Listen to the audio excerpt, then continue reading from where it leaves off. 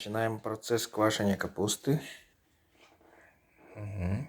Но у нас есть специальный нож для резки капусты. Ингредиенты для капусты: морковь уже шинкованная, крупная соль, лавровый лист и укроп.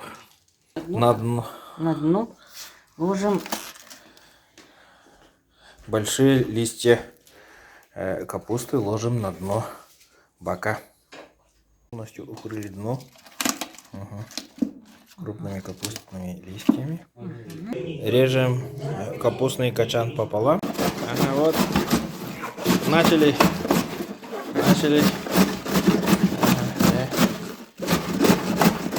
Так, здесь морковь.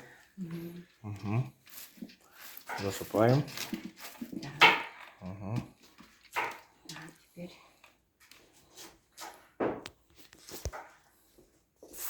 Соль.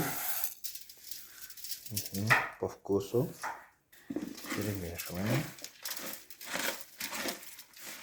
Вот и теперь ответственная часть. Это моя роль. Я давлю капусту до выхода сока.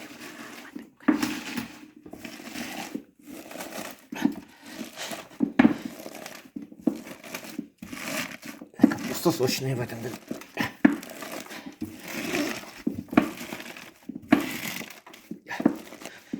Вот. Самое главное, мы стараемся, чтобы выжать сок из капусты. Вот. Заканчиваем. Уже появился сок. И капуста начинает кваситься, заквашиваться.